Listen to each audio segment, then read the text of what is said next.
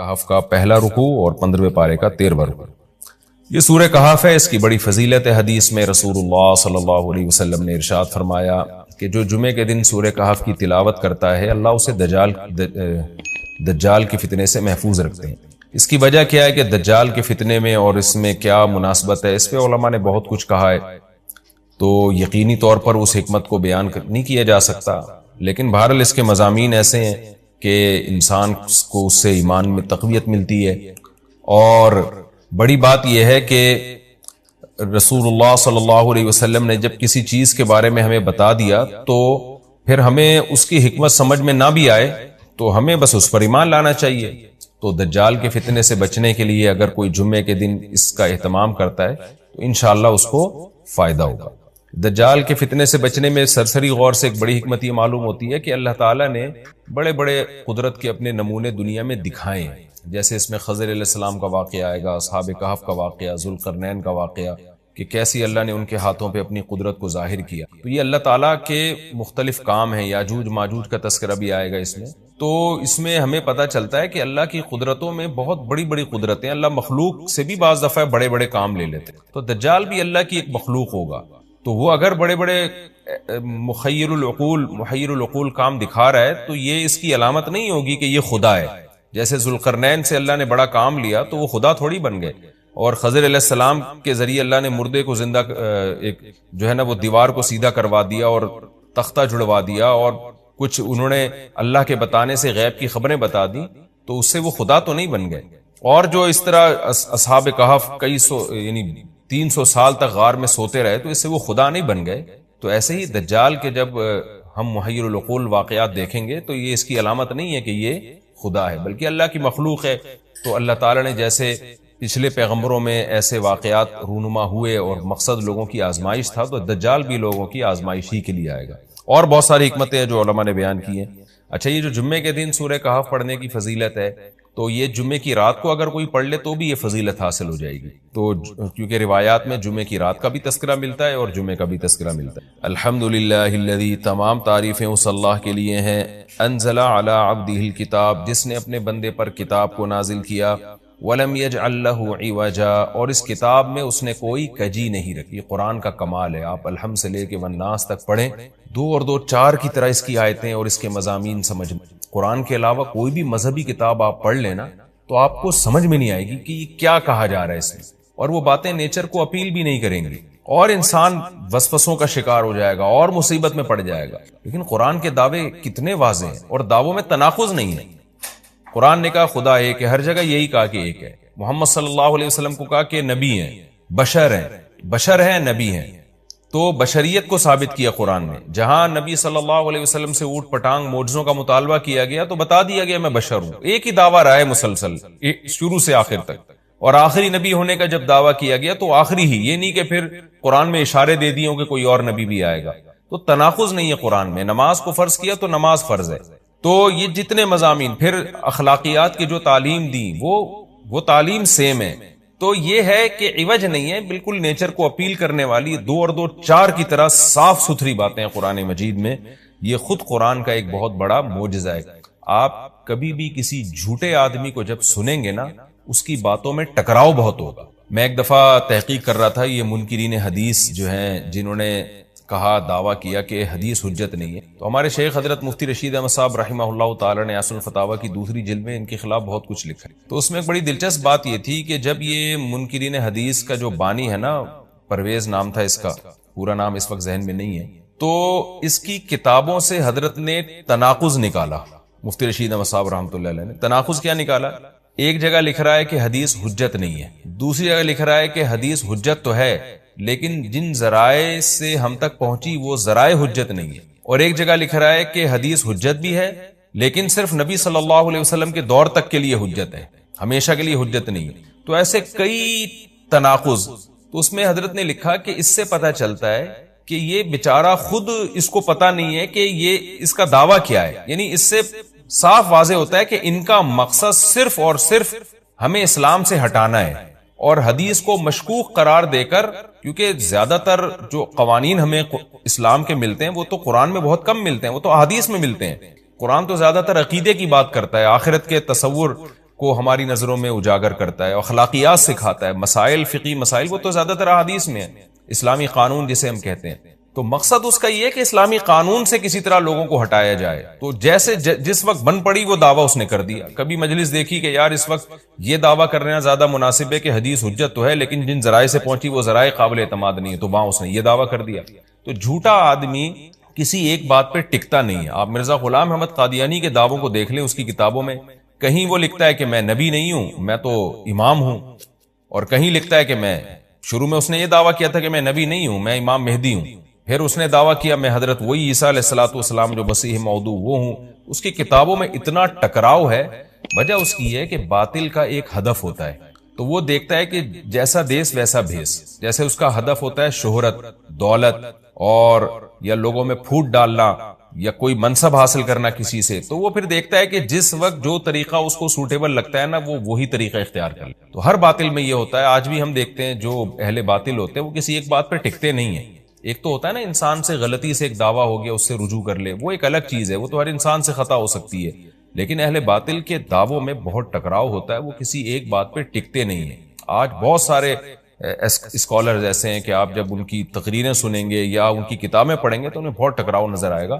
اسی سے صاف پتہ چل جاتا ہے کہ یہ لوگ اپنے دعوے میں مخلص نہیں ہیں، ان کا مقصد پھوٹ ڈالنا. تو جتنی جو تحریف شدہ آسمانی کتابیں، یہ جتنے باطل مذاہب ہیں، ان میں بھی آپ کو یہ ٹکراؤ نظر آئے گا. تو قرآن یہ دعویٰ بار بار کرتا ہے کہ اللہ تعالیٰ نے جو کلام اپنے حبیب صلی اللہ علیہ وسلم پہ نازل کیا اس میں آپ کو عوج نظر نہیں آئے گا، کوئی کجی نظر نہیں آئے گی. بہت واضح 2 اور 2 4 کی طرح وہ اپنے دعووں کو دعوے کرتا ہے قرآن مجید، اور اس پر دلائل قائم کرتا ہے. قیماً، اللہ فرماتے ہیں سیدھا سیدھا کلام ہے. لینذر بأسا، تاکہ یہ ڈرا دے. اللہ تو نے اتنا صاف ستھرا کلام نازل کیوں کیا؟ اللہ کہتے ہیں 2 وجہ سے. برے لوگوں کو ڈرانے کے لیے، اچھے لوگوں کو امیدیں دلانے کے لیے، تاکہ برے لوگ برائی سے بچیں اور اچھے لوگوں کو موٹیویشن ملے. یہ دعویٰ بھی قرآن کا کتنا پیارا اور کتنا صاف ستھرا ہے. برائی کو ختم کرنا چاہتا ہے قرآن، اچھائی کو پروموٹ کرنا چاہتا ہے. لِيُنذِرَ بَأْسًا شَدِيدًا، ہم نے کیوں نازل کیا؟ تاکہ یہ ڈرا دے شدید عذاب سے، مِن لَدُنْہُ، اللہ کی طرف سے، یعنی اللہ کی طرف سے ڈرا دے. وَيُبَشِّرَ الْمُؤْمِنِينَ، اور ایمان والوں کو خوشخبریاں سنا دے. کون سے ایمان والے؟ الذین یعملون الصالحات، جو اچھے اعمال کرتے ہیں. کیا خوشخبری سنا دے؟ ان لہم اجرا حسنا، کہ ان کو اجر ملے گا بہت اچھا، اور ایسا اجر ملے گا ماکثین فیہ ابدا، رہیں گے اس اجر میں وہ ہمیشہ ہمیشہ. وینذر الذین قالوا، اور تاکہ یہ کلام ڈرا دے ان لوگوں کو، الذین قالوا، جو کہتے ہیں اتخذ اللہ ولدا. اللہ نے ڈرانے کا ذکر 2 دفعہ کیا، اس لیے کہ ایک تو عام لوگ جو برے ہوتے ہیں ان کو ڈرا دے، اور مشرکین میں خاص طور پر یہ برائی تھی کہ یہود و نصارہ کی باتوں میں آ کے اللہ کے لیے اولاد ٹھہرا لیا کرتے تھے. وہ فرشتوں کو بیٹیاں کہہ دیا، یا عیسائیوں کی باتوں میں آ کے اللہ کے لیے اولاد ٹھہرا دی. تو اس لیے اللہ نے خاص طور پر ان مشرکین اور ان کافروں کا ذکر کیا جو نبی صلی اللہ علیہ وسلم کے دور میں اللہ کے لیے اولاد ٹھہراتے تھے، کہ ان کو بھی ڈرا دیا جائے. وَيُنذِرَ الَّذِينَ قَالُوا، اور ڈرا دے ان لوگوں کو جو کہتے ہیں اتخذ اللہ ولدا، کہ اللہ نے ٹھہرا لی ہے اولاد. سورہ کہف بھی مکی صورتوں میں سے ہے نا، تو اس میں بھی توحید کا مضمون بہت ہوگا. ما لهم به من علم، نہیں ہے ان کے لیے اس دعوے پر کوئی دلیل. ولا لآبائهم، اور نہ ان کے باپ دادا کے پاس کوئی دلیل تھی. یہ اکثر کہتے تھے نا بھائی ٹھیک ہے ہمارے پاس دلیل نہیں ہے لیکن ہم اپنے باپ دادا کو فالو کرتے ہیں. تو اللہ کہتے ہیں تمہارے باپ دادا کے پاس کون سے اس دعوے کی کوئی دلیل تھی؟ اور یہ جملہ ہلکا نہیں ہے. کبرت کلمتن، بہت بڑا ہے یہ کلمے کے اعتبار سے. ایسا کلمہ جو ان کی منہ سے نکلتا ہے، منہ سے نکلنے والا کلمہ، یہ بہت بڑا کلمہ ہے، بہت بھاری ہے زمین اور آسمان پر، کہ اللہ کے لیے اولاد ٹھہرا دی. ان یقولون الا کذبا، نہیں بولتے یہ لوگ مگر نرا جھوٹ بولتے ہیں یہ. فلعلک باخع نفسک علی آثارہم، اللہ تعالیٰ اپنے حبیب صلی اللہ علیہ وسلم کو تسلی دے رہے ہیں کہ اتنا سری جھوٹ بولتے ہیں اور آپ کی دعوت اتنی واضح ہے پھر بھی ایمان نہیں لاتے. تو اے نبی کہیں ایسا نہ ہو کہ آپ غم میں اپنی جان ہی نہ ہلاک کر بیٹھیں، کیونکہ رسول اللہ صلی اللہ علیہ وسلم کا دل بہت گھٹتا تھا کہ اتنی واضح بات میں کر رہا ہوں، اتنا میرے دعوے میں اتنی کلیئرٹی ہے، اس کے باوجود یہ مانتے کیوں نہیں ہیں. تو غم سے آپ کا سینہ گھٹتا تھا. تو اللہ نے آپ کو بتایا کہ یہ آپ کی حالت یہ ہو گئی ہے شاید کہ آپ اپنی جان ہی ہلاک کر بیٹھیں. دیکھیں اللہ کا شاید یہ ہماری زبان میں اللہ ہم سے بات کرتے ہیں نا، ورنہ اللہ کے لیے تو شاید نہیں، اللہ کے لیے جو چیز ہوتی ہے یقینی ہوتی ہے. تو یہاں شاید کا مطلب کیا ہوگا کہ کوئی بھی دیکھنے والا آپ کی کنڈیشن کو دیکھے نا اس وقت، تو وہ کہے گا کہ آپ کی موت نہ واقع ہو جائے، اتنا غم ہے آپ کو. تو مقصد ہے غم کی شدت کو بیان کرنا. تو اللہ فرماتے ہیں شاید کہ آپ اپنی جان ہی ہلاک کر بیٹھے ان کے پیچھے، یعنی ان کے غم میں. اگر یہ لوگ اس قرآن پر ایمان نہ لے کر آئے، اسفا، افسوس اور غم میں آپ کی جان ہی کہیں آپ ہلاک نہ کر بیٹھیں. پھر آگے اللہ بتا رہے ہیں کہ یہ ایمان کیوں نہیں لے کر آتے. آپ غم نہ کریں، آپ کی دعوت میں کوئی کمی نہیں، آپ کے دلائل میں کوئی کمی نہیں. ایمان نہ لانے کی وجہ ہم بتاتے ہیں کیا ہے. کچھ لوگ لائیں گے، کچھ نہیں لے کر آئیں گے. وجہ کیا ہے وہ ہم بتا رہے ہیں اگلی آیت میں. انا جعلنا ما علی الارض، ہم نے بنایا ہے ہر اس چیز کو جو زمین کے اوپر ہے، زینت اللہ، زمین کے لیے، یعنی زمین والوں کے لیے زینت، اٹریکٹیو بنایا ہم نے. زمین اجڑی ہوئی ہوتی، کسی کا دل ہی نہ لگتا زمین میں، تو سارے آخرت ہی کی فکر میں لگ جاتے. لیکن زمین میں اٹریکشن ایسی پیدا کر دی ہے کہ یہ اللہ سے غافل کرتی ہے، حق سے دور کرتی ہے. ہر آدمی اس زمین کی زینت کو حاصل کرنے کی کوشش کرتا ہے. زینت وہ چیز ما یتزین، جو مزین ہوتی ہے اور جس کی طرف انسان کی اٹریکشن ہوتی ہے، چاہے حقیقت میں وہ اٹریکشن کے قابل ہو یا نہ ہو. جیسے گندگی کا ڈھیر ہے، اٹریکشن نہیں ہوتی، لیکن آپ نے اس کے اوپر ایک خوبصورت ململ کا کپڑا ڈال کے خوشبو چھڑک دی تو اب وہ دیکھنے میں بھلی لگنے لگے گی. تو جو چیز دیکھنے میں بھلی لگتی ہے اس کو مزین کہا جاتا ہے، چاہے حقیقت میں ہو یا نہ ہو. تو اللہ نے کہا کہ ہم حقیقت میں زمین اچھی ہے یا نہیں ہے یہ لوگ اس کو نہیں دیکھتے، بس اٹریکٹیو ہے اس کو دیکھتے ہیں کہ اس کا یہ اٹریکٹ کرتی ہے اپنی طرف. حقیقت میں دیکھا جائے تو مسافر خانہ ہے نا، کتنی بھی مل جائے تو ختم ہونے والی ہے، تو فنا ہونے والی چیزوں سے کون دل بہلاتا ہے. لیکن اللہ بتا رہے کہ ہم نے چونکہ اس کو مزین کر دیا ہے، تو اس مزین ہونے کا نتیجہ یہ ہے کہ کچھ لوگ اس میں پڑھ کے اللہ کو بھول جاتے ہیں اور کچھ اس کی حقیقت کو دیکھ کر اللہ کو یاد رکھتے ہیں. تو آزمائش جبھی ممکن ہے جب اس زمین کو اٹریکٹیو بنایا جائے. آگے اس لیے اللہ نے فرمایا کہ ہم نے بنایا ہے جو کچھ اس زمین کے اوپر ہے زینت اللہ، زمین کے لیے مزین. کیوں بنایا ہے؟ لنبلوہم، تاکہ ہم لوگوں کو آزمائیں، ایہم احسن عملا، کہ ان میں عمل کے لحاظ سے زیادہ اچھا کون ہے. اگر زمین کو مزین نہ بنایا جاتا تو سارے عمل کے لحاظ سے بہت اچھے ہو جاتے، کیونکہ قربانی نہ دینی پڑتی. اب اس مزین زمین کی بہت سی چیزوں کو چھوڑنا پڑتا ہے. نماز کے وقت دکان چھوڑنی پڑتی ہے، اور صدقات و خیرات کے وقت مال کی قربانی دینی پڑتی ہے، اور جو شریعت کے جتنے بھی احکام ہیں تو جاہ کی قربانی دینی پڑتی ہے، منصب کی قربانی دینی پڑتی ہے. تو اللہ کہتے ہیں ہم نے چونکہ مزین بنا دیا تاکہ ہم لوگوں کو آزمائیں. تو ظاہر ہے جب آزمائش ہوتی ہے تو اے نبی کچھ لوگ کامیاب ہوتے ہیں اور کچھ لوگ ناکام ہوتے ہیں. تو آپ چاہتے ہیں کہ ساری دنیا ایمان لے آئے، سارے نیک بن جائیں، یہ آپ کی چاہت پوری نہیں ہو سکتی، کیونکہ امتحان میں 100% لوگ کامیاب عام طور پر نہیں ہوا کرتے. وَإِنَّا لَجَاعِلُونَ مَا عَلَيْهَا صَعِيدًا جُرُوزًا، اور یاد رکھو جو کچھ زمین کے اوپر ہے ہم اس کو بنانے والے چٹیل میدان. یعنی اللہ نے جب یہ کہا نا کہ زمین کے اوپر کی چیزوں کو ہم نے مزین کر دیا، تو آگے نافرمانوں کو ایک دھمکی بھی دے دی کہ تم جو اس میں پڑھ کر ایمان سے اور نیک عمل سے غافل ہو رہے ہو کہ بھئی اتنی اٹریکشن ہے، تو اس کا ایک دوسرا پہلو بھی ہے. وہ پہلو کیا ہے؟ چٹیل میدان بن جائے گی، سب تباہ و برباد ہو جائے گا. یعنی ایگزامینیشن ہال میں جب جو نعمتیں آپ کو دی جاتی ہیں وہ ہمیشہ کے لیے تھوڑی دی جاتی ہیں، وہ تو اس وقت تک کے لیے دی جاتی ہے جب تک امتحان چل رہا ہے، اس کے بعد وہ لے لی جاتی ہیں واپس. تو اسی طرح اللہ اس زمین کو ختم کر دیں گے، اور تب پوری ترقی، جو انسان کی جتنی بھی ترقی ہے زمین میں اور کائنات میں، ساری زمین بوس ہو کے ختم ہو جائے گی. اور اللہ تعالیٰ جس مقصد کے لیے انسان کو پیدا کیا گیا اس مقصد کے بارے میں انسان سے سوال کریں گے. ام حسبت ان اصحاب الکہف والرقیم، قرآن نے یہ کچھ تمہید بیان کی کہ یہ دنیا آزمائش کے لیے اور سب کچھ ختم ہو جائے گا جو قرآن کا اصل مقصود ہے. اب قرآن ایک واقعے کی طرف آتا ہے. مشرکین مکہ یہود و نصارہ سے بہت سی چیزیں سنا کرتے تھے، اور یہود آ کے ان کو چپکے چپکے گائیڈ کرتے تھے کہ جس نے نبوت کا دعویٰ کیا ہے نا تم ان سے یہ سوال پوچھو، تم ان سے یہ سوال پوچھو. پھر یہود دیکھتے تھے کہ ہماری تورات کے مطابق جواب ملتا ہے کہ نہیں ملتا. تو ان کا یعنی خیال یہ تھا کہ محمد صلی اللہ علیہ وسلم جواب نہیں دے پائیں گے تو ہم بتائیں گے دیکھو ہماری تورات میں تو یہ لکھا ہے، اگر یہ اللہ کے نبی ہیں تو یہ تو ہر آسمانی کتاب یہ واقعہ بیان کرتی ہے، تو قرآن کیوں بیان نہیں کر رہا. تو یہودیوں نے آ کے مشرکین مکہ سے کہا، مشرکین مکہ نے نبی صلی اللہ علیہ وسلم سے سوال پوچھا. ان میں 3 سوال تھے. ایک روح سے متعلق جس کا سورہ بنی اسرائیل میں جواب دے دیا گیا، ایک حضرت ذوالقرنین سے متعلق کہ وہ کون سا بادشاہ تھا جس نے پوری دنیا پہ حکومت کی ہے، ان کا تذکرہ اللہ نے قرآن میں بیان کیا، اور ایک اصحاب کہف کے بارے میں. تو اب قرآن ان کے واقعے کو بیان کر رہا ہے. ام حسبت ان اصحاب الکہف والرقیم کانوا من آیاتنا عجبا. اے نبی آپ یہ سمجھتے ہیں کہ اصحاب کہف اور جبل والے پہاڑ والے لوگ، غار اور پہاڑ والے لوگ کیا ہماری نشانیوں میں سے بڑی عجیب نشانی تھے؟ کیا آپ یہ سمجھتے ہیں؟ یعنی یا تو اس کا جواب یہ کہ واقعی یہ نشانی تھے، یا یہ کہ یہ اتنی بڑی نشانی نہیں تھے جتنی بڑی اس کائنات کو بنا دینا بڑی نشانی ہے. اذ اول فتیتو، اللہ نے اس واقعے کو بیان کیا. اس وقت کو یاد کرو جب چند نوجوانوں نے ٹھکانہ پکڑا الی الکہف، ایک بڑے غار کی طرف. فقالوا، پھر کہنے لگے.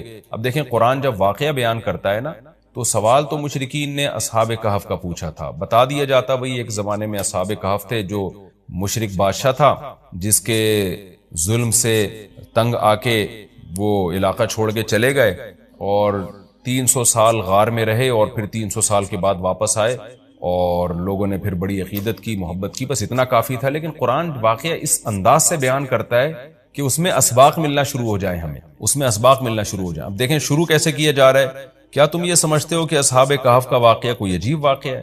یعنی اللہ کے لیے تو کوئی عجیب نہیں ہے. یعنی انسانوں پر گویا اللہ تعجب کر رہے ہیں کہ اس واقعے کو تم عجیب سمجھ رہے ہو، اور اس سے بڑے عجیب عجیب کام جو ہم نے کر دیے، پانی کے قطرے سے انسان کو بنا دیا اور اتنا بڑا نظام بنا دیا ہم نے کائنات کا، اس کو عجیب نہیں سمجھ رہے. تو یہ انسان کی بھی عقل ہے نا کہ ایک واقعہ عجیب و غریب ہو جائے تو اس پہ حیران ہو رہا ہوتا ہے، اور وہ پوری کائنات بن گئی اور انسان کا پانی سے وجود میں آ جانا، چونکہ یہ ہم اس کے عادی ہو چکے ہیں یہ منظر دیکھنے کے، تو یہ ہمارے نظر میں عجیب نہیں رہا، ورنہ حقیقت میں تو اس سے زیادہ عجیب کام اللہ کر چکا ہے.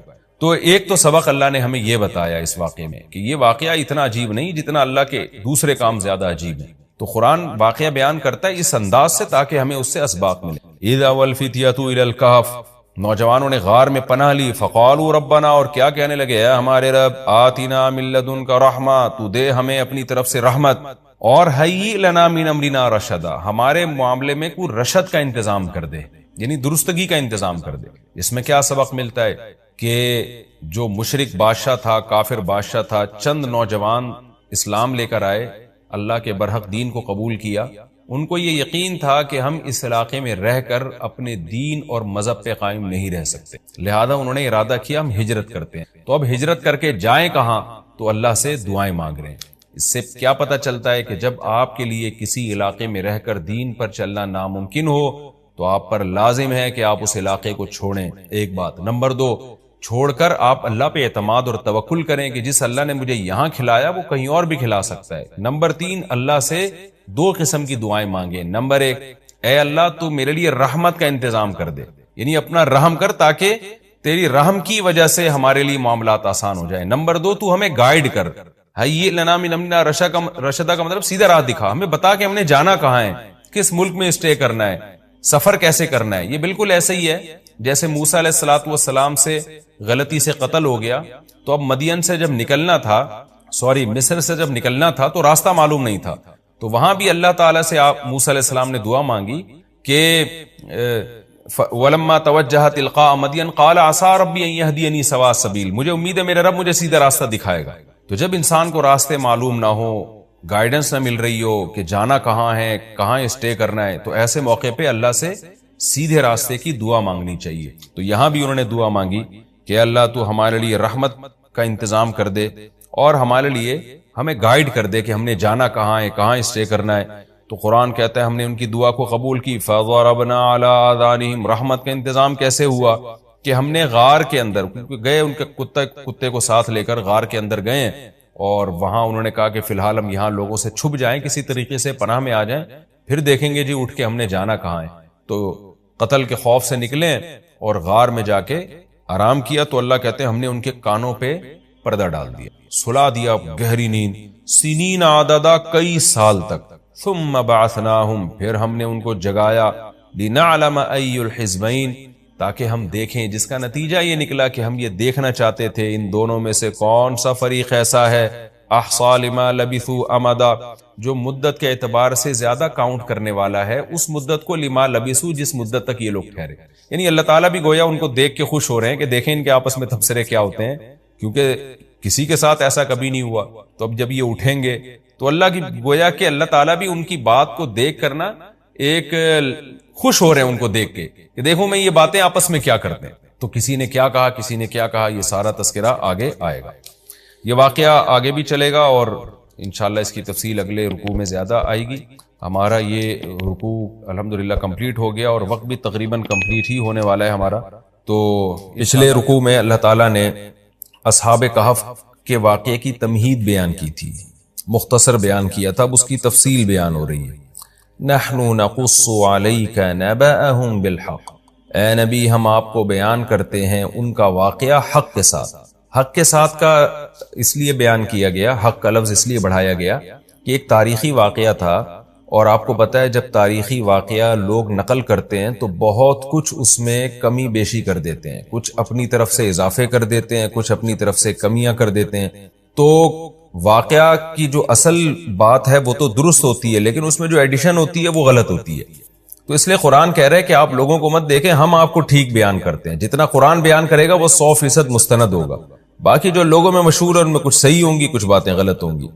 اس لیے اللہ نے فرمایا کہ ہم ٹھیک طور پر آپ کے سامنے بیان کرتے ہیں. وہ واقعہ کیا ہے؟ انہم فتیۃ آمنوا بربہم، یہ چند نوجوان تھے. چند کا ترجمہ میں نے کیوں کیا؟ بار بار بتاتا ہوں کہ یہ جو تنوین ہے نا، تنوین اس کا مطلب ہے چند، اور ویسے بھی فتیۃ یہ جمع قلت ہے. افعل، افعال، فعلۃ، افعلۃ، یہ چار اوزان وزن عربی میں جمع قلت کے لیے استعمال ہوتے ہیں. تو جو بھی اس وزن پر ہوگا، جیسے فتیۃ فعلۃ کے وزن پر ہے، تو انہم فتیۃ یہ چند نوجوان تھے، آمنوا بربہم جو اپنے رب پر ایمان لے آئے. اس واقعے کا خلاصہ یہ ہے کہ حضرت عیسیٰ علیہ السلام راجح قول کے مطابق، یقینی طور پر تو 100% یقینی بات کسی مفسر نے نہیں کہی ہے، لیکن جو مؤرخین سے مفسرین نے جو واقعات لیے ہیں، اہل کتاب سے جو لیے ہیں، اس کے مطابق دیکھا جائے تو حضرت عیسیٰ علیہ السلام کے دین کے پیروکار تھے یہ لوگ. اور کہا جاتا ہے کہ حضرت عیسیٰ علیہ السلام کے 250 سال کے بعد کا زمانہ ہے ان کا، 250 سال. تو اس وقت کوئی ظالم بادشاہ کی حکومت تھی. اچھا، حضرت عیسیٰ کے دین کے پیروکار تھے تو اس پر ایک اشکال یہ ہوتا ہے کہ یہ سوال تو یہودیوں نے کیا تھا، یعنی مشرکین کو یہ سوال یہودیوں نے سمجھایا تھا کہ تم نبی صلی اللہ علیہ وسلم سے 3 سوال پوچھنا، ذوالقرنین کے بارے میں پوچھنا، اور روح کے بارے میں پوچھنا، اور اصحاب کہف کے بارے میں پوچھنا. تو جبکہ یہود کا زمانہ تو حضرت عیسیٰ کے دور سے پہلے، اور یہود تو پھر ان کو ایمان والے نہیں مانیں گے، کیونکہ عیسیٰ علیہ السلام کے فالوورز کو یہودی ایمان والا نہیں کہتے تھے. تو اس لیے مجھے اس پر واقعی ایک اشکال ہے جس کا میرے علم میں ابھی مجھے اس پہ جواب کہیں ملا نہیں ہے. تو صحیح بات یہی معلوم ہوتی ہے کہ یہ جو یہودیوں نے، یہ جو مفسرین نے ذکر کیا نا کہ یہود نے یہ سوال پوچھا تھا، تو یہ بھی ایک رائے ہے مفسرین کی. عین ممکن ہے اہل کتاب نے پوچھا ہو، تو اہل کتاب میں عیسائی بھی آتے ہیں، تو سوال اہل کتاب نے پوچھا ہو، لیکن بعض حضرات نے یہود کی طرف منسوب کر دیا ہو، کیونکہ یہود جو تھے زیادہ تر یہود ہی سوال پوچھا کرتے تھے. تو اس لیے، اور دوسرا اس بات کا بھی امکان ہے کہ ہو سکتا ہے یہ دین موسوی کے پیروکار ہوں، کیونکہ یہ تو تاریخی چیز ہے نا کہ حضرت عیسیٰ کے دین کے پیروکار تھے. بہرحال راجح بات یہی ہے کہ یہ حضرت عیسیٰ علیہ السلام کے دین کے پیروکار تھے. حضرت عیسیٰ علیہ السلام کے آسمانوں پر اٹھائے جانے کے 250 سال کے بعد کا زمانہ ہے کسی بادشاہ کا، جو بڑا ظالم بادشاہ تھا، جو بت پرستی جس نے پھیلا دی تھی پوری سلطنت میں. تو ان لوگوں کو اللہ نے توحید پر قائم رہنے کی توفیق عطا فرمائی، دین عیسوی یعنی حضرت عیسیٰ علیہ السلام کے دین کو فالو کرنے کی توفیق عطا فرمائی. تو انہوں نے دیکھا کہ چاروں طرف شرک پھیل رہا ہے، تو ہم اپنے دین کو محفوظ نہیں رکھ سکتے. لوگ ہمیں زبردستی یا تو اسی کفر کی دنیا میں لے کے جائیں گے یا ہمیں قتل کر دیں گے. تو ایسی صورت میں ہمیں اس علاقے کو اللہ کی رضا کے لیے چھوڑ دینا چاہیے. تو اللہ پہ توکل کر کے یہ نکلے اور پھر غار میں داخل ہوئے تاکہ کچھ وقت وہاں گزاریں اور وہاں مشورہ کریں کہ ہم نے یہاں سے کہاں جانا ہے. یہ زندگی اسی غار میں ہی گزار دیں، ہمیشہ کے لیے اللہ کی عبادت کریں. لیکن اللہ نے وہاں ان کو گہری نیند سلا دیا، اور 309 سال کے بعد یہ جاگے ہیں. تو وہ علاقہ تبدیل ہو چکا تھا، وہاں جو ظالم بادشاہ کی حکومت ختم ہو چکی تھی. اب 309 سال کا زمانہ اگر دیکھا جائے تو حضرت عیسیٰ علیہ السلام کے بعد 250 سال یہ اور 300 سال وہ، تو 550 سال، یعنی حضرت عیسیٰ کے 550 سال کے بعد یہ بیدار ہوئے ہیں، اور نبی صلی اللہ علیہ وسلم کی جو ولادت ہوئی ہے وہ 570 عیسوی کے آس پاس ہوئی ہے، یعنی یقینی طور پر تو نہیں کہا جا سکتا، 2-4 سال آگے پیچھے ہو سکتے ہیں اس میں۔ تو یہ جو کہا جاتا ہے نا 570 عیسوی میں، یہ 100% یقینی نہیں ہے، 2-4 سال اس میں اوپر نیچے ہو سکتے ہیں۔ تو اس سے یعنی بعض مفسرین اس طرف گئے ہیں کہ ان کا زمانہ رسول اللہ صلی اللہ علیہ وسلم کی پیدائش سے 20 سال پہلے کا زمانہ ہے، یعنی نبی صلی اللہ علیہ وسلم کے دور سے 20 سال پہلے یہ جو ہے وہ غار سے نکلے ہیں، اور پھر جو واقعہ آگے قرآن نے بیان کیا جو ہم انشاءاللہ تفسیر میں پڑھیں گے۔ تو یہ نبی صلی اللہ علیہ وسلم کے دور کے بہت قریبی واقعہ ہے، لیکن چونکہ وقت مشہور ہو گیا تھا تو لوگوں کی زبان پر عام ہو گیا تھا، اس لیے لوگ آپ سے، یعنی اہل کتاب کی زبان پر عام ہو گیا تھا خاص طور پر، مشرکین تو اس سے نابلد تھے۔ اب یہ ہوا کس جگہ پر ہے، یعنی کس جگہ یہ واقعہ ہوا ہے، اس کے بارے میں بھی کوئی یقینی بات ہمارے علم میں نہیں ہے، کیونکہ اس کے بارے میں جو تاریخی کتابیں ہیں ان میں ٹکراؤ بہت ہے، تو یقینی طور پر یہ کہنا کہ یہ فلاں جگہ یہ واقعہ ہوا تھا، فلاں جگہ ہوا تھا، یہ ہمارے بس میں نہیں ہے۔ تو قرآن نے بھی جو اس واقعے کی اہم اجزاء تھے انہی کو زیادہ ہائی لائٹ کیا ہے۔ تو قرآن کہتا ہے وَرَبَطْ إِنَّهُمْ فِتْيَةٌ آمَنُوا بِرَبِّهِمْ، یہ چند نوجوان تھے جو اپنے رب پر ایمان لے آئے، وَزِدْنَاهُمْ هُدًى، اور ہم نے اضافہ کر دیا ان میں ہدایت کے اعتبار سے۔ کیا مطلب؟ ہم نے ان کو اور زیادہ ہدایت دی، اور زیادہ ہدایت کا مطلب یہ ہوتا ہے کہ استقامت عطا کی، توکل پیدا کیا ان کے اندر، جو ایمان کی برکات تھی وہ کامل طور پر ہم نے ان کو عطا کی۔ وَرَبَطْنَا عَلَىٰ قُلُوبِهِمْ، اور ہم نے ان کے دلوں کو باندھ لیا، یعنی صبر کی توفیق عطا کی۔ اذ قاموا، اس وقت جب یہ کھڑے ہوئے اور کہنے لگے ربنا رب السماوات والارض، ہمارا رب وہ ہے جو آسمانوں اور زمین کا رب ہے، یعنی وہ رب نہیں ہے جو انسانوں نے بنا رکھے ہیں بہت سے رب، ہمارا رب تو وہ ہے جو آسمانوں اور زمین کا پالنے والا ہے۔ یہ کس کے سامنے کہا انہوں نے؟ ہو سکتا ہے لوگوں کو جمع کر کے کہا ہو سکتا ہے تنہائی میں ایک دوسرے کو کہا ہو سکتا ہے وقت کے ظالم بادشاہ کے سامنے کہا ہو، اور ڈٹ گئے اور کہنے لگے لن ندعو من دونہ الہا، ہرگز ہم اس اللہ کے سوا کسی کو معبود نہیں پکاریں گے، کچھ بھی ہو جائے۔ لقد قلنا اذا شططا، اگر ہم نے ایسا کر دیا، اللہ کے سوا کسی کو پکار دیا، تو ہم نے تو حق سے بہت غلط بات کی، حق سے بہت دور بات کی ہم نے۔ یہ کیسے ہو سکتا ہے کہ یہ انسانوں کے ہاتھوں کے تراشے ہوئے بت یہ خدا کے شریک بن جائیں؟ یہ کیسے ہو سکتا ہے؟ ہم تو بہت ہی غلط بات کرنے والے ہو جائیں گے اگر ہم اللہ کے سوا کسی کو پکاریں۔ لہذا ہم اس قوم کو اور اکثریت کو یا بادشاہ کے دین کو نہیں دیکھیں گے، ہم وہ دیکھیں گے جو حق ہے۔ ہؤلاء قومنا، یہ جو ہماری قوم ہے، اتخذوا من دونہ آلہہ، انہوں نے اللہ کو چھوڑ کر بہت سے معبود بنا لیے ہیں۔ آلہہ کا بھی الہ کی جمع ہے نا، افعلتن کے وزن پر، الہتن تھا اصل میں، تو یہ جمع قلت ہے، چند معبود تراشے ہوئے انہوں نے۔ لولا یاتون علیہم بسلطان بین، ہماری اس قوم سے ڈیبیٹ ہو رہی ہے، یہ بار بار اپنے باپ دادوں کے حوالے دے رہے ہیں کہ ہمارے ابا ایسے کرتے تھے، ہمارے دادا ایسے کرتے تھے۔ سوال پیدا ہوتا ہے لولا یاتون علیہم بسلطان بین، یہ بہت بڑی واضح دلیل کیوں نہیں لے کر آتے؟ یہ بہت بڑی دلیل کی بات اس لیے کی کہ کسی کو خدا بنانے کے لیے چھوٹی دلیل بھی کافی نہیں ہے، بالکل واضح سلطان بین جب تک نہیں ہوگی اس وقت تک ہم کسی کو اپنا خدا اور رب تھوڑی تسلیم کر لیں گے۔ اس کی مثال ایسے ہے جیسے آپ جو ہے بچھڑ گئے بچپن میں اپنے باپ سے، اور جب بڑے ہوئے تو آپ کو اپنے باپ کی تلاش ہے، کسی نے کہا کہ یہ آپ کے والد ہیں اور چند علامتیں بھی بتا دی، تو آپ نہیں مانو گے اتنی جلدی، آپ کہو گے بھائی میں کسی کو اپنا باپ اس وقت مانوں گا جب تک میرے سامنے 2 اور 2 4 کی طرح واضح نہیں ہو جائے گا۔ کنفیوژن میں یہ کام نہیں ہوتا، تو چھوٹی موٹی علامتوں سے یا قرائن سے نہیں، مجھے واضح دلیل چاہیے، پھر میں اس کو اپنا باپ تسلیم کروں گا۔ کیونکہ کسی کو باپ مان لینا، ماں مان لینا، یہ بہت حساس معاملہ ہے، کیونکہ پھر ساری محبتیں اس کو دینی پڑتی ہیں، اس کی خدمت کرنی پڑتی ہے، اس سے دل لگانا پڑتا ہے۔ یہاں بھی ان نوجوانوں نے یہ کہا کہ خدا بنا لینا آسان نہیں ہے، ان معبودوں کے بارے میں چند وسوسے اور چند چیزیں یہ لوگ بتاتے رہتے ہیں جس کی کوئی واضح دلیل نہیں ہے، تو خدا کے خدا ہونے پر تو بہت ہی، سلطان کا مطلب بڑی دلیل اور بین کا مطلب بہت واضح دلیل ہونی چاہیے۔ لولا یاتون علیہم بسلطان بین، یہ لوگ ان کے معبود ہونے پر واضح دلیل کیوں نہیں لے کر آتے؟ فمن اظلم، اس سے بڑا ظالم کون ہوگا؟ افترا علی اللہ کذبا، جو اللہ پہ جھوٹ باندھ دے۔ یعنی قوم تو اکثریت کا ریفرنس دے رہی ہے نا، کہ تمہارے باپ، تمہارے چچے، تمہارے مامے، تمہارے سارے ریلیٹیو سب خدا کے علاوہ معبودوں کو پوجتے ہیں، تم ایک اکیلے کہاں سے آ گئے؟ تو یہ قوم کو جواب میں کیا کہہ رہے ہیں کہ اس سے بڑا ظالم کون ہوگا جو اللہ پہ جھوٹ باندھے؟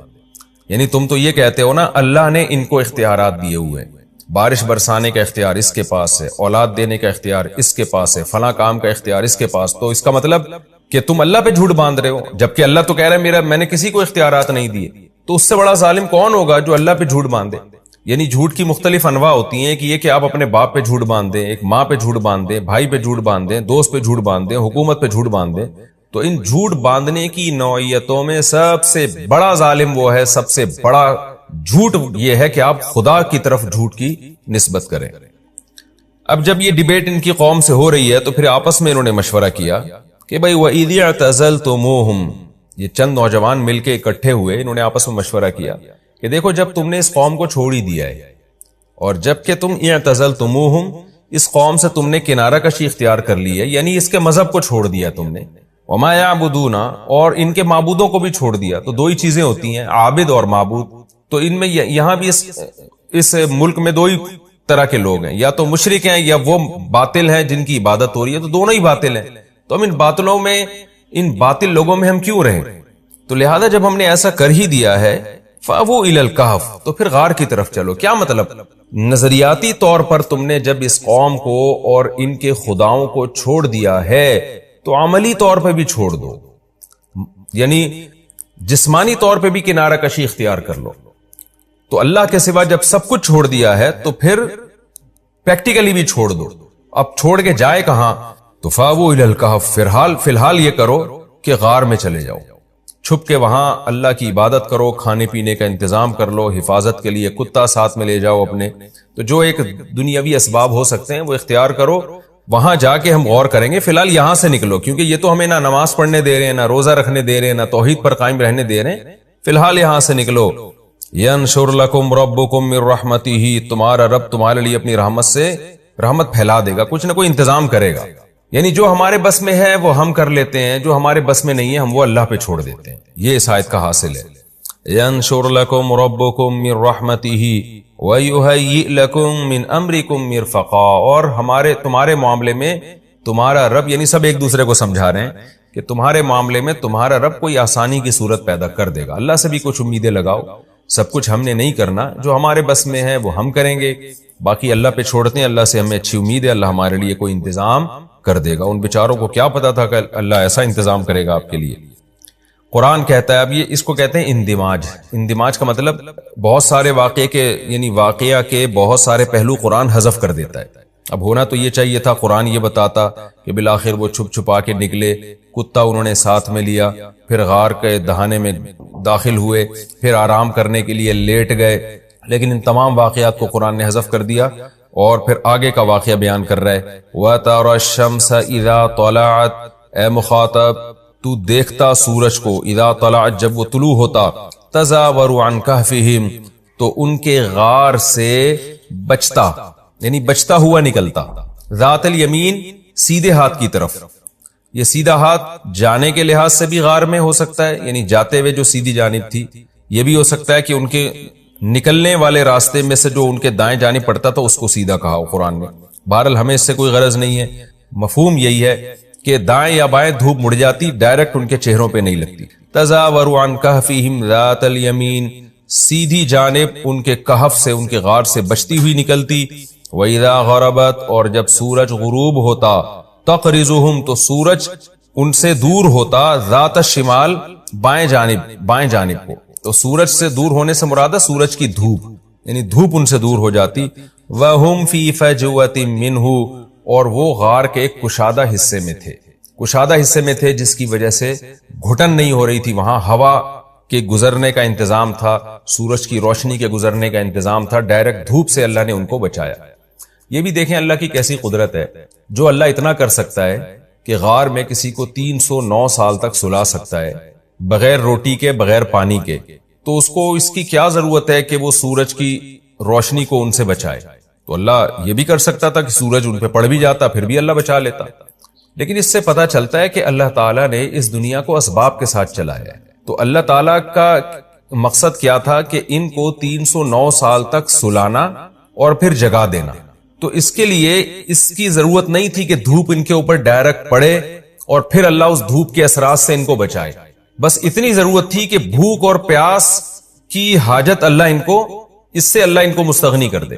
تو یعنی جب اس سے کام چل سکتا تھا نا، کہ کیونکہ روٹی تو کھا نہیں سکتے تھے نا، سوتا ہوا آدمی روٹی نہیں کھاتا، اور اگر جاگتے تو ان کو یہ ٹائم ان کے لیے بہت طویل ہو جاتا، 309 سال وہ تو پاگل ہو جاتے اس میں.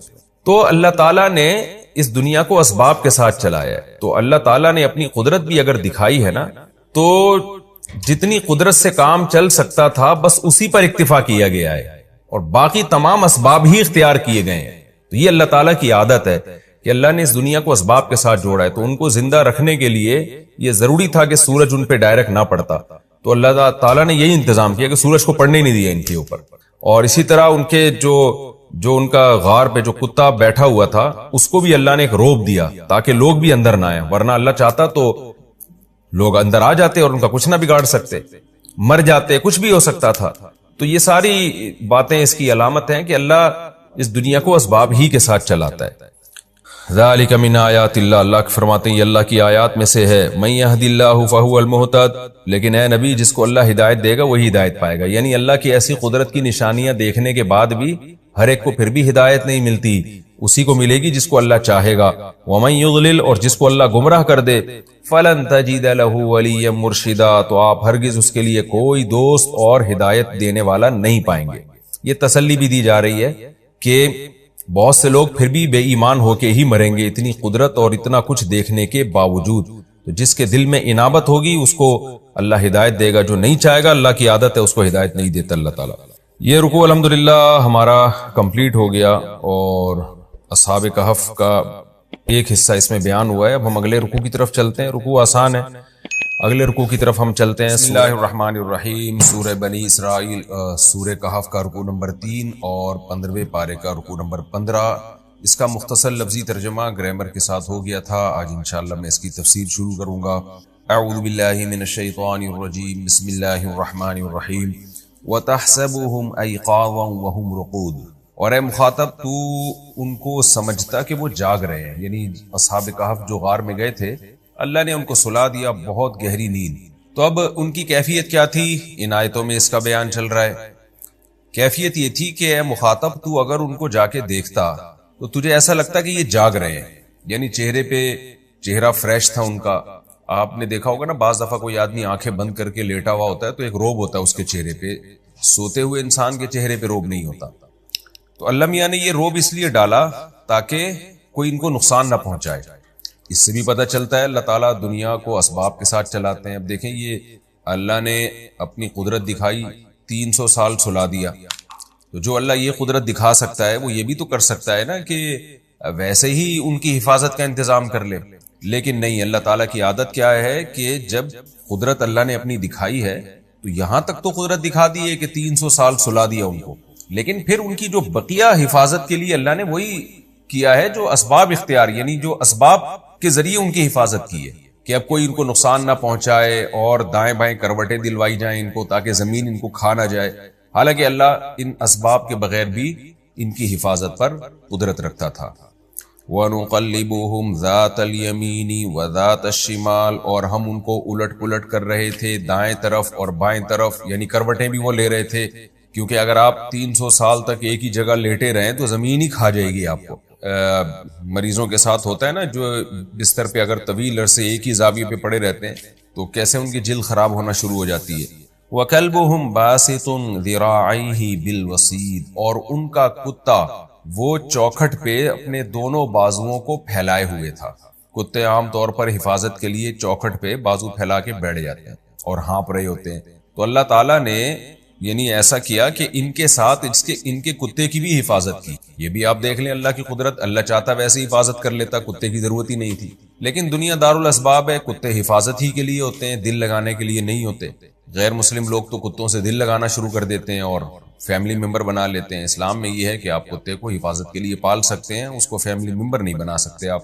تو حفاظت کے لیے کتا جو ہے باہر بیٹھا ہوا ہے. لو اطلعت علیہم، اللہ کہتے ہیں ان پر ہم نے روب اتنا رکھ دیا، اے مخاطب تو اگر ان کو دیکھتا. اصحاب کہف کو اس کتے سمیت تو ان کو دیکھتا، لولیت منہم فرارا، تو پیٹھ پھیرتا ان سے بھاگتے ہوئے، ایسا روب تھا ان کے اوپر، ولا ملیت منہم، اور بھر جاتا تو ان سے رعبا، روب کے اعتبار سے، یعنی تجھ میں ان کا روب بیٹھ جاتا کچھ، اللہ نے ایسی ان کی چہرے پر ہیبت طاری کر دی تھی۔ وَكَذَلِكَ بَعَثْنَاهُمْ لِيَتَسَاءَلُوا بَيْنَهُمْ، جس طرح اللہ نے ان کو سلایا، وَكَذَلِكَ، اسی طرح ہم نے ان کو اٹھایا، یعنی ان کا سلانا بھی اللہ کی قدرت اور جگانا بھی اللہ کی قدرت، اتنے عرصے کے بعد کوئی بچ سکتا ہی نہیں ہے کہ جاگ جائے وہ، لیکن اللہ نے ان کو زندگی بھی دی اور جگایا بھی۔ لِيَتَسَاءَلُوا بَيْنَهُمْ، لام عاقبت ہے جس کا نتیجہ یہ نکلا کہ وہ آپس میں سوال کرنے لگے کہ بھئی یہ کیا ہوا ہے۔ قال قائل منہم، ان میں سے ایک نے کہا، کم لبثتم، بتاؤ یار کتنے عرصہ سوئے ہم لوگ۔ جب بھی آپ کی بات چیت شروع ہوتی ہے تو انسان کی عادت ہے پہلے سوال سے بات شروع کرتا ہے کہ ذرا اس پہ ہمیں ڈسکشن کرنی چاہیے کہ ہم کتنا ٹائم سوئیں۔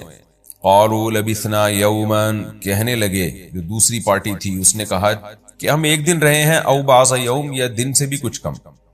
اصل میں سورج کی جو گردش دیکھ کے نا ان کو اندازہ ہوا کہ بھئی پہلے ہم یہاں جب سوئے تھے تو سورج کی روشنی یہاں تھی، اب جب ہم اٹھے ہیں تو یہاں تھی، تو اس سے تو لگ رہا ہے 1-2 گھنٹہ سوئے ہیں، لیکن جو نیند سے جو ہماری تھکاوٹ دور ہوئی ہے اور ایک احساس ہوتا ہے انسان جب لمبی نیند سوتا ہے، اس سے لگ رہا ہے کہ ہم زیادہ عرصہ سوئے ہیں۔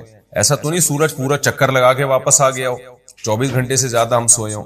اب بحث ہونے لگی، کسی نے کہا کہ نہیں بھائی ہم لوگ یا تو پورا دن سوئے ہیں، سورج پوری چکر لگا کر واپس آ چکا ہے، او بعض یوم، یا ایسا ہے کہ تھوڑا ٹائم سوئے ہیں۔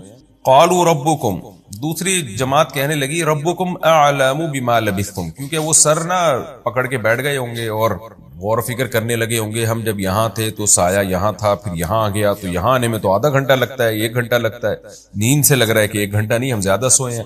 تو اب جب زیادہ سوئے تو اس کا مطلب سورج پورا چکر لگا کر واپس آیا ہے۔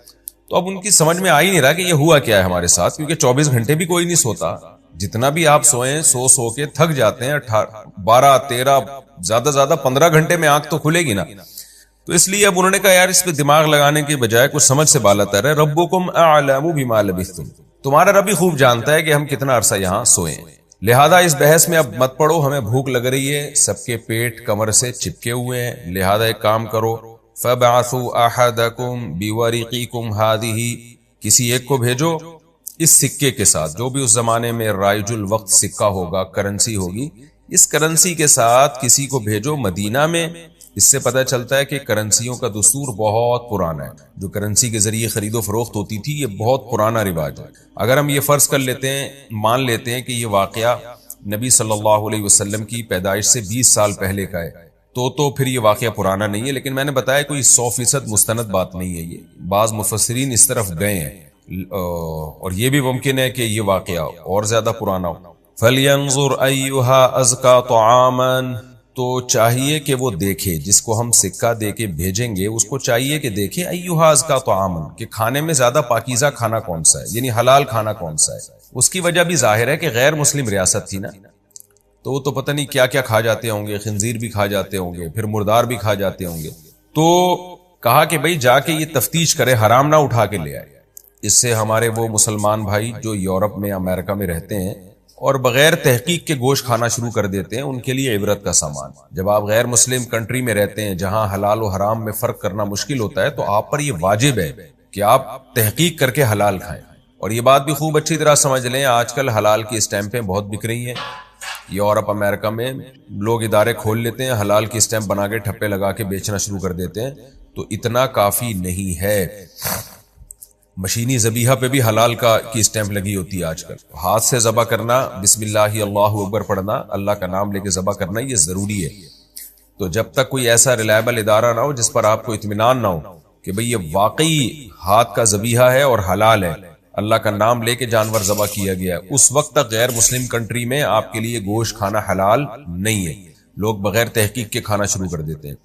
فَلْيَأْتِكُمْ بِرِزْقٍ مِّنْهُ، اس نے کہا کہ جا کے وہ اس میں سے کچھ روزی لے آئے، کھانا پینے کا انتظام کر لے، بھوک لگ رہی ہے۔ وَلْيَتَلَطَّفْ، اور بڑی ہوشیاری کے ساتھ جائے، تلطف کا معاملہ کرے، نرمی کا معاملہ کرے، یعنی ایسا نہ ہو کہ جا کے، نرمی کا مطلب ہوتا ہے بڑے خفیہ طریقے سے تمیز سے جائے اور خفیہ طریقے سے تمیز سے واپس آ جائے. لطف و عنایت میں نے بتایا تھا نا ترجمے میں اس کا مفہوم.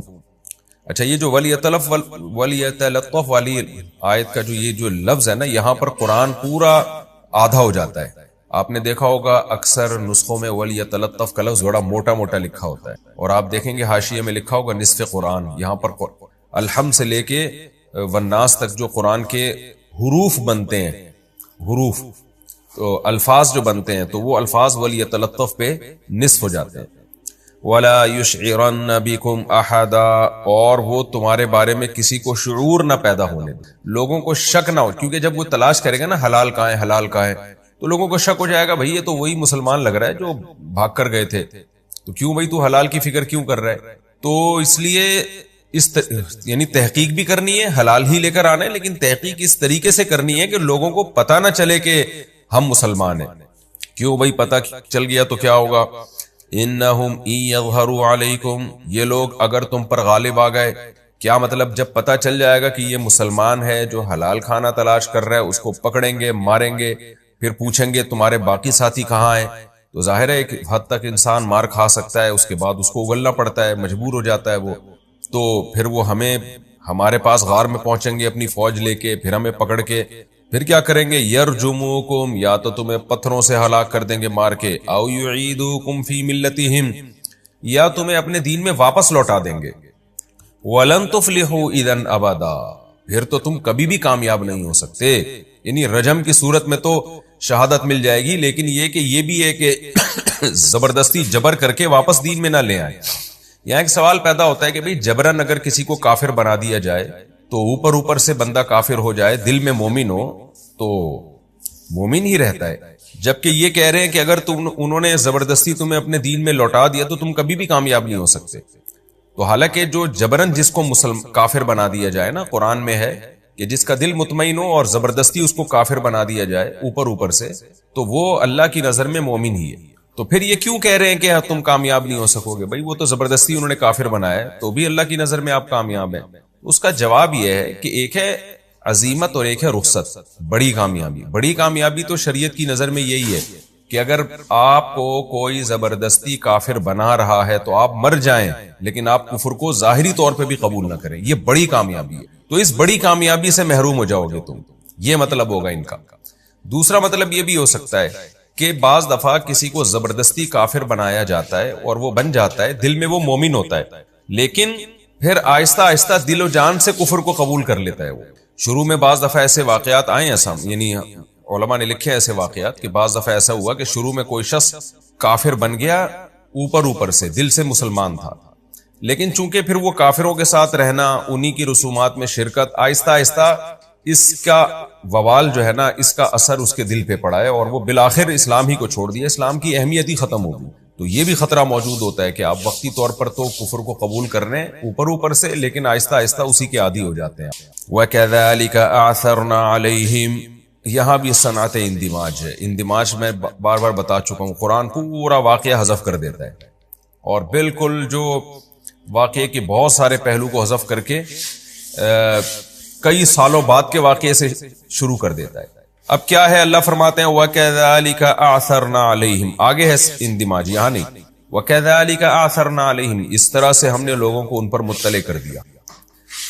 اب دیکھیں یہاں پر بھی اس لحاظ سے اندماج ہے کہ قرآن اب یہ نہیں بیان کر رہا کہ وہ شخص گیا کھانا لینے کے لیے, پکڑا گیا, کیسے پتا چلا, لوگوں کو کچھ نہیں بیان کر رہا. بس اللہ کہہ رہے ہیں اس طرح سے ہم نے لوگوں کو ان پر مطلع کر دیا. کیا مطلب, کس طرح سے, کہ وہ بندہ آیا کھانا لینے کے لیے, جب وہ کرنسی سے ایک تو جب وہ آیا نا تو دیکھا ماحول ہی چینج ہو چکا ہے یہاں پر, لیکن 309 سال کے بعد آ رہا ہے وہ, تو حکومت تبدیل ہو چکی تھی, مسلمان بادشاہ آ چکا تھا, لوگ یعنی عیسائیت قبول کر چکے تھے جو اس زمانے کا دین برحق تھا, تو سارے جو ہے وہ دین برحق میں داخل ہو چکے تھے.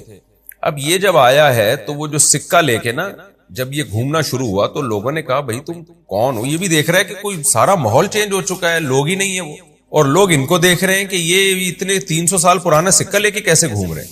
تو لوگوں نے اس کو پکڑ لیا کہ یہ اتنا پرانا سکہ تمہارے پاس کہاں سے آیا, اور یہ بھی حیران ہو رہا ہے لوگوں کو دیکھ کے, تو سارے نماز پڑھ رہے ہیں, روزے رکھ رہے ہیں, اللہ کی باتیں کر رہے ہیں, توحید پرست ہیں.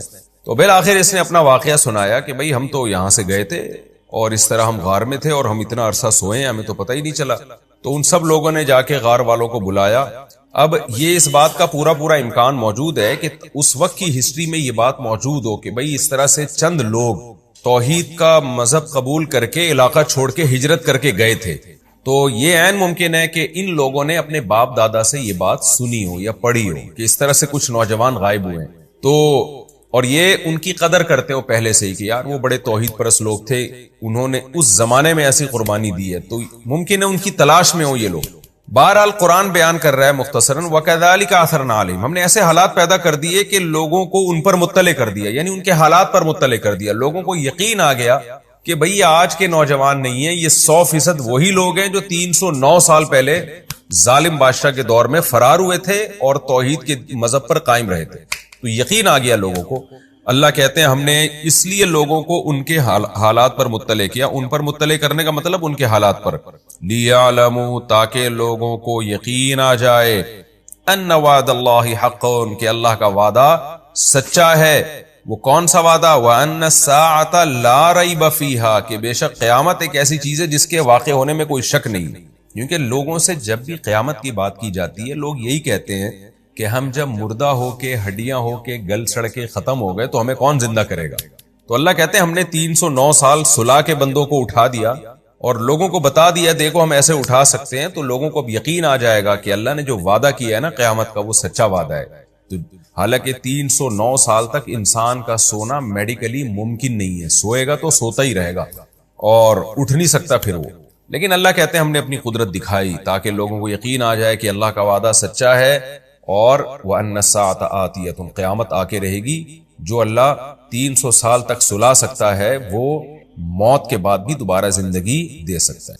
ایک تو ان وعد اللہ حق کا یہ مطلب ہوا کہ قیامت کا جو وعدہ اللہ نے کیا، دوسرا مطلب یہ بھی ہو سکتا ہے کہ اہل ایمان کی جو مدد کا اللہ نے وعدہ کیا ہے اللہ اس وعدے میں سچا ہے۔ جب مدد کرتا ہے نا تو اسباب کا محتاج نہیں ہوتا، بغیر اسباب کے اللہ تعالیٰ بگڑی بنا دیتا ہے۔ اب دیکھیں بادشاہ تھا ظالم، کوئی بچنے کے امکان نہیں تھے، کوئی راستے کا پتہ نہیں تھا، اللہ نے کہا کہ چلو کوئی بات نہیں، تم نے اللہ کے لیے ہجرت کی ہے تو میں تمہیں ایسی ریاست میں لے کے جاؤں گا جو نیک لوگوں کی ریاست ہے۔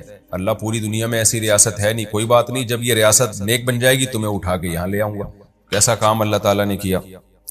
اس سے بھی پتہ چلتا ہے بھائی اللہ کے لیے جتنی بڑی قربانی دو گے نا غیبی مدد بھی اتنی ہی بڑی آئے گی۔ ہم قربانی نہیں دینا چاہتے اصل میں، جتنی بڑی قربانی دیں گے غیبی مدد بھی اتنی ہی بڑی آئے گی اللہ تعالیٰ کی طرف سے۔ اللہ فرماتے ہیں اِذْ يَتَنَازَعُونَ بَيْنَهُمْ، جب وہ آپس میں جھگڑا کر رہے تھے اس وقت کو بھی یاد کرو، یعنی پبلک۔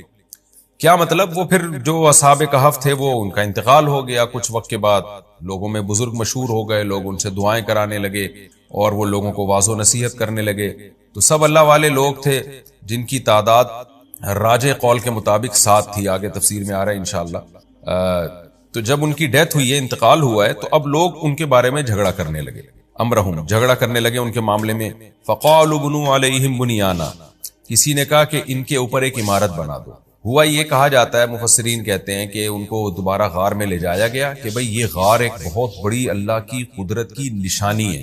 یہ جو اصحاب کہف تھے نا، ان کا یہ غار، اس میں اللہ نے 309 سال تک سلایا ہے، تو یہ اللہ کی قدرت کی بہت بڑی نشانی ہے، لہذا ان کی میتوں کو اسی غار کے اندر دفنایا جائے اور یہاں پر ایک عمارت بنا دی جائے جو ایک یادگار رہے گی، جسے رہتی دنیا تک لوگ اس کو دیکھ کر اللہ کی قدرت پر استدلال کریں گے۔ بعض لوگوں نے کہا ہم اس طرح کوئی عمارت بنا دیتے ہیں تاکہ ایک یادگار رہے۔ ربهم اعلم بهم، اللہ فرماتے ہم ان کے حالات کو خوب جانتے تھے۔ یہ جو لوگ اس وقت بحث کر رہے تھے ہم ان کے خوب اچھی طرح جانتے تھے، ان کی کیا بحثیں ہو رہی تھی اور کیا ان کے مائنڈ میں تھا۔ قال الذين غلبوا على امرهم، اللہ چونکہ جانتے تھے لہذا اللہ بتا رہے ہیں کہ جو ان کے معاملے میں غالب تھے نا ان لوگوں نے کیا کہا۔ قوم میں ہمیشہ کچھ لوگ ایسے ہوتے ہیں جو ماتحت ہوتے ہیں، کچھ ایسے ہوتے ہیں جو تھوڑے ہوتے ہیں لیکن چلتی انہی کی ہے۔ تو قال الذين غلبوا على امرهم، جو ان کے معاملے میں غالب تھے نا، جو قوم کے بڑے تھے، جن کی چلا کرتی تھی، انہوں نے کیا کہا، لنتخذن علیہم مسجدا، ہم ضرور بالضرور ان پر مسجد بنائیں، یعنی جو غار میں جہاں یہ لوگ دفن ہوں گے تو اسی کے ساتھ ہم وہاں پر ایک مسجد بنا دیں گے، تو وہ مسجد دیکھ کر لوگوں کو یاد تازہ رہے گی کہ بھئی یہ مسجد، کیونکہ مسجد بھی وقف ہوتی ہے نا، وہ کبھی بھی یعنی قیامت تک وہ ہمیشہ اللہ ہی کا گھر رہتی ہے، اس کو توڑنا جائز نہیں اگر وہ صحیح جگہ پہ، قبضے کی جگہ پہ نہ بنائی جائے۔ تو ہم یہاں ایک مسجد بنا دیں گے، تو مسجد یادگار رہے گی ہمیشہ لوگ مسجد میں نماز پڑھیں گے اور اصحاب کہف کا غار سامنے ہوگا تو دیکھیں گے، عبرت حاصل کریں گے، ان کی قبریں بھی وہاں موجود ہوں گی، تو عبرت حاصل ہوگی کہ دیکھو بھائی کچھ لوگ تھے جنہوں نے اللہ کے لیے قربانیاں دی۔ اس سے ہمیں پتہ چلتا ہے کہ بھئی دیکھیں یہ جو اللہ تعالیٰ کی نشانیاں ہیں، قدرت کی واقعات ہیں، ان کو محفوظ رکھنا بھی شریعت میں پسندیدہ کام ہے۔ کسی بھی طرح سے آپ یادگار کے طور پر ان کو محفوظ رکھ سکتے ہیں تاکہ رہتی دنیا تک ایک نشانی کے طور پر یہ چیزیں سامنے رہیں۔ آج افسوس کے ساتھ کہنا پڑتا ہے کہ مکہ اور مدینہ میں ہماری کتنی نشانیاں ایسی تھیں جو ختم کر دی گئی ہیں، اور جو عبرت کی تھی نبی صلی اللہ علیہ وسلم کی جائے ولادت، آپ صلی اللہ علیہ وسلم ہجرت کر کے یہاں سے یہاں گئے، یہاں سے یہاں گئے، پھر مکہ میں 20 واقعات ہیں اسلامی ہسٹری کے۔ اب سنا ہے حکومت سعودیہ کچھ کوشش کر رہی ہے ان کو دوبارہ سے بحال کرنے کی، لیکن وہ یادگاریں جو مسلمانوں نے 1300 سال محفوظ رکھی ہیں، ان یادگاروں کو ختم کیا گیا۔ میں نے بعض علماء کے بارے میں سنا کہ وہ یہ بات بتاتے ہوئے رو پڑتے تھے کہ ہماری جو 1300 سال سے جو نشانات تھے نا وہاں مکہ اور مدینہ میں، اور جو اس کے علاوہ سعودی عرب میں، تو وہ نشانات ختم کر دیے گئے صرف اس بات کو بیس بنا کے کہ بھئی یہ اس سے شرک پھیل رہا ہے، حالانکہ اس کا شرک سے کوئی تعلق نہیں ہے۔ اگر کوئی شرک کر رہا ہے وہاں جا کے تو اس کو شرک سے روکا جائے گا نا، یہ تو نہیں کہ وہ آپ نے وہ جگہ ہی اڑا دی بالکل۔ لوگ مثال دیتے ہیں کہ صلح حدیبیہ میں جس درخت کے نیچے بیعت کی تھی صحابہ کرام نے، تو اس درخت کو حضرت عمر نے کٹوا دیا تھا، تو حالانکہ ایسا نہیں ہے، وہ درخت صحابہ کی نظروں سے بھلا دیا گیا۔ تو بعد میں ایک فرضی درخت تھا جس کو لوگوں نے جو ہے نا وہ بہت زیادہ اہمیت دینا شروع کر دی تھی، تو اس درخت کو کٹوایا تھا حضرت عمر رضی اللہ تعالیٰ عنہ۔ ورنہ ایسی یادگاریں جن کا قرآن سے تعلق ہے، ہم جب قرآن میں واقعات پڑھتے ہیں، اب کوہ طور جب آئے گا تو ہمیں پتہ اگر ہوگا کہ یہ ہے کوہ طور، اور ہم وہاں مصر جا کے اس کوہ طور کی زیارت کریں تو ایمان بڑھتا ہے کہ یہ وہ جگہ ہے جہاں موسیٰ علیہ السلام کو وہی نازل ہونا شروع ہوئی تھی۔ اب آپ نے کیا کیا، بم دھماکے سے کوہ طور ہی اڑا دیا کہ شرک نہ پھیل جائے، تو یہ کوئی بے وقوفانہ حرکت ہوتی ہے، یہ احمقانہ حرکت کہلائے گی۔ یہ کوئی یہ نہیں کہلائے گا کہ آپ جناب توحید کی حفاظت کر رہے ہیں۔ توحید کے عقیدے کو زندہ رکھنے کے لیے دوسرا طریقہ ہے۔ تو ایک تو علمی نقطے کی بات یہ پتہ چلی کہ قرآن ان کے اس عمل کو اپریشیٹ کر رہا ہے، یعنی ایک اچھے طور پہ بیان کر رہا ہے۔ تو جو اس طرح کے کرامت کے یا معجزے ہوتے ہیں، کرامت کے واقعات ہوتے ہیں، ان کو بطور یادگار کے زندہ رکھنا یہ شریعت میں پسندیدہ کام ہے، کوئی برا کام نہیں ہے، اس سے انسان کا ایمان تازہ ہوتا ہے۔ البتہ یہاں ایک اشکال ہوگا کہ جو بدعتی لوگ ہیں نا، وہ مزاروں پہ مسجد بنانے کو بھی اسی آیت کی روشنی میں جائز کہتے ہیں کہ دیکھو اصحاب کہف کا غار تھا، وہاں قبریں تھیں، تو انہوں نے کیا کیا کہ چلو جی ہم یہاں مسجد بناتے ہیں، تو اس سے پتہ چلتا ہے کہ قبرستان میں مسجدیں ہونی چاہیے، بلکہ مسجد کے اندر ہی انہوں نے قبریں بنانا اب تو شروع کر دی ہیں۔ تو خوب اچھی طرح سمجھ لیں، مفسرین نے یہاں بہت بہترین نقطہ بیان کیا ہے۔ وہ نقطہ یہ بیان کیا کہ اصحاب کہف توحید کے علم بردار تھے، ایک خدا کو ماننے والے۔ ان کے غار کے قریب اگر مسجد بنے گی تو بنانے کا مقصد عقیدہ توحید کو زندہ کرنا تھا، قبر پرستی کو پھیلانا نہیں تھا، کیونکہ ان کی قبریں دیکھ کر نا لوگوں کو اور عقیدہ توحید کا عقیدہ ذہن میں اجاگر ہوتا تھا کہ انہوں نے عقیدہ توحید کے لیے قربانی دی تو ہم بھی صرف یا اللہ مدد پہ قربانی دیں گے، جبکہ آج یہ حکمت فوت ہو چکی ہے۔ آج اگر قبر کے قریب آپ مسجد بنائیں گے تو عقیدہ توحید کی ایسی کی تیسی ہو جائے گی، لوگ یا اللہ مدد کے ساتھ اس قبر والے سے زیادہ مانگنا شروع کر دیتے ہیں، جیسے کہ نظر آ رہا ہے۔ تو لہذا ہماری شریعت میں مسجدوں کے اندر قبریں بنانا، یہ قبروں کے اوپر مسجدیں بنانا یہ ناجائز ہے، کیونکہ یہ شرک اس زمانے میں یہ شرک پھیلانے کا ذریعہ۔ اگر کوئی کہ شرک کا ذریعہ نہیں ہے تو یہ مشاہدے کے خلاف ہے۔ آپ جا کے دیکھ لیں، جہاں مزار کے ساتھ مسجد ہوگی وہاں حشر دیکھیں لوگوں کا۔ تو اس لیے اصحاب کہف کے جو قوم تھی انہوں نے عقیدہ توحید کو پروموٹ کرنے کے لیے وہاں مسجد بنائی تھی، جبکہ ہمارے ہاں مزاروں پہ جو مسجدیں ہیں اس سے عقیدہ توحید کے بجائے شرک کا عقیدہ زیادہ پھیل رہا ہے، اس لیے ہماری شریعت میں یہ منع ہے، ناجائز ہے، اس سے منع کیا جائے گا لوگوں کو۔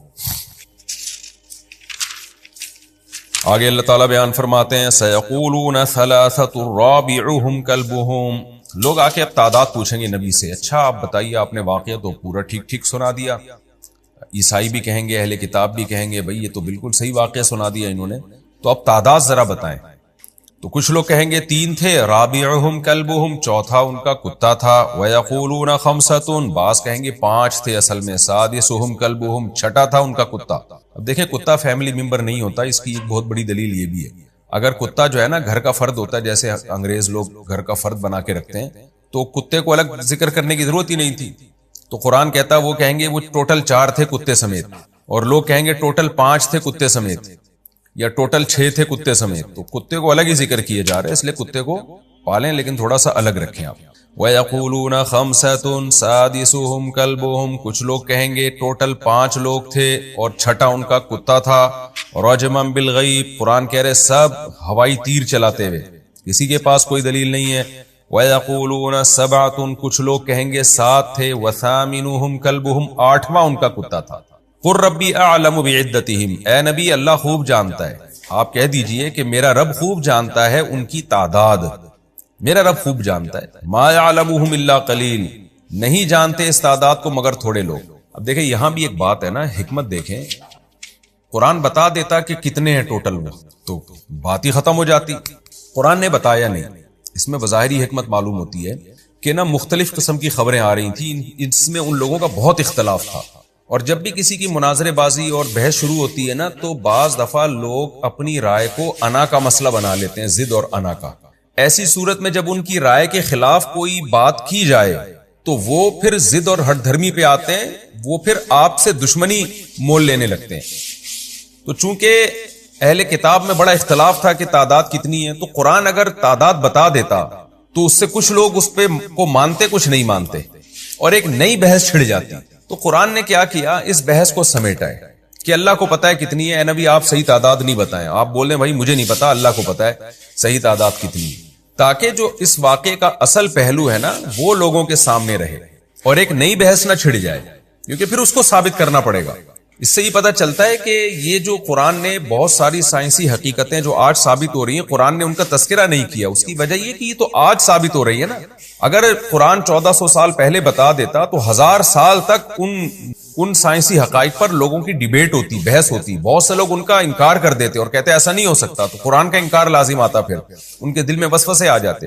اس لیے قرآن نے اپنے ٹاپک کو فوکس کیا ہے۔ ہاں یہ ضرور ہے کہ قرآن میں کوئی ایسی سائنسی تھیوری نہیں ہے جو تحقیق کے خلاف ثابت ہو جائے، یہ خود قرآن کا ایک بہت بڑا معجزہ ہے، بلکہ ایسی چیزوں کی طرف اشارے ہیں جو آج تحقیق سے صحیح ثابت ہو رہے ہیں۔ جیسے قرآن میں نا وَلَمْ يَرَ الَّذِينَ كَفَرُوا أَنَّ السَّمَاوَاتِ وَالْأَرْضَ كَانَتَا رَتْقًا، زمین آسمان بند تھے، فَفَتَقْنَاهُمَا، ہم نے ان کو کھول دیا۔ بگ بینگ تھیوری کی طرف اشارہ ہو سکتا ہے اس میں، تو قرآن میں کوئی ایک ایسی تھیوری نہیں ہے جو سائنس کے خلاف ثابت ہو گئی ہو، لیکن جہاں یہ ایک حقیقت ہے وہاں یہ بھی ایک حقیقت ہے کہ قرآن نے فیوچر میں جو سائنسی تھیوری ثابت ہونے والی ہے ان پہ بھی بحث نہیں کی ہے، تاکہ ٹاپک سے ہٹا نہ جائے، کیونکہ ان پہ قرآن بحث کر، مثال کے طور پر 1400 سال پہلے واضح لفظوں میں قرآن کہہ دیتا کہ زمین سورج کے گرد گھوم رہی ہے، گردش کر رہی ہے، تو وہ عرب نہیں مانتے اس کو، عرب کہتے ہیں کیسے ہے، تو اس کو سمجھانا، اس کو ان کے دماغوں میں اتارنا 1200 سال یا جب تک سائنسدانوں نے یہ دریافت نہیں کیا تھا ایک نئی جنگ چھڑ جاتی۔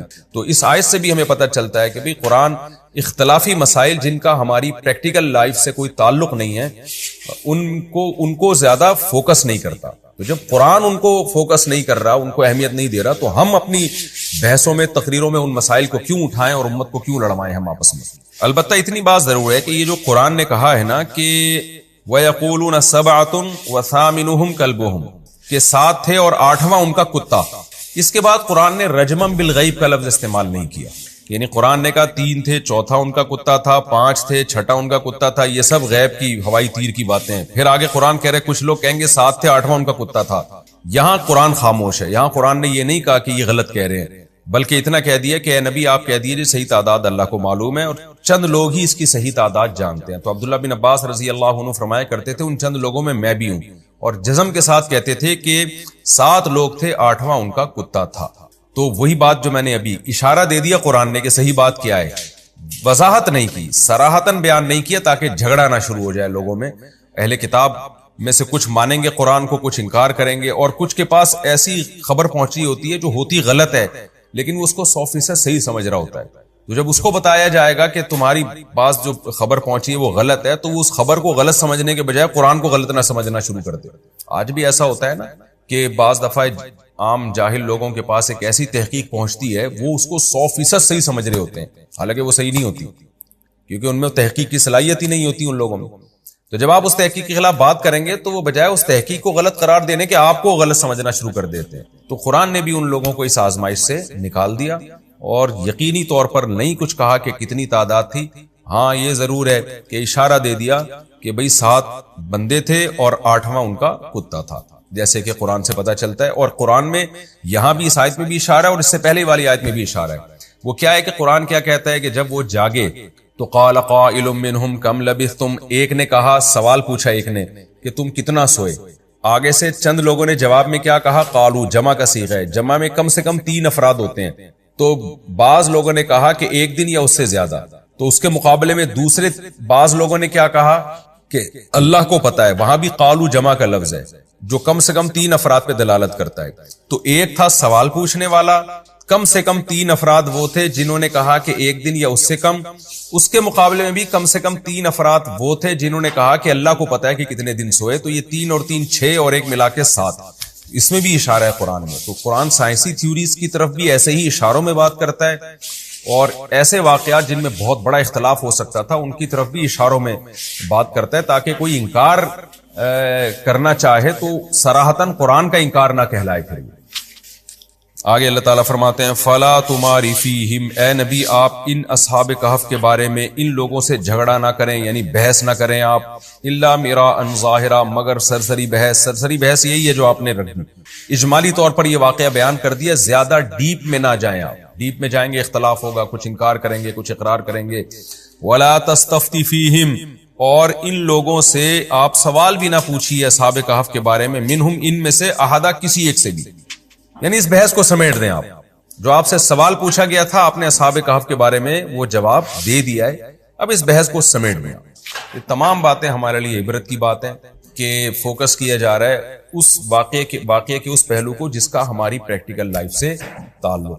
تو یہ بہت اہم واقعہ تھا اصحاب کہف کا. یہ ہمارا رکوع بھی الحمدللہ کمپلیٹ ہو گیا اور اس میں اللہ کی قدرت. آج سائنس کو لوگوں نے اپنا باپ بنا لیا ہے، خدا بنا لیا ہے. بھائی اللہ تعالیٰ اسباب کا محتاج نہیں ہے. جو مٹی سے نطفے سے انسان کو پیدا کر سکتا ہے وہ سب کچھ کر سکتا ہے. تو اس لیے ہم اسباب ضرور اختیار کریں گے لیکن نظر کس پہ رکھیں گے؟ اللہ پہ. ایک تو اس واقعے سے ہمیں یہ سبق ملتا ہے. دوسرا سبق ہمیں اس واقعے سے یہ ملتا ہے اصحاب کہف کے واقعے سے کہ جو اللہ کے لیے جتنی بڑی قربانی دیتا ہے اللہ تعالیٰ اس کو اتنا ہی زیادہ نوازتے ہیں اور اس کی غیبی مدد کرتے ہیں. دوسرا یہ بھی ہمیں سبق ملا.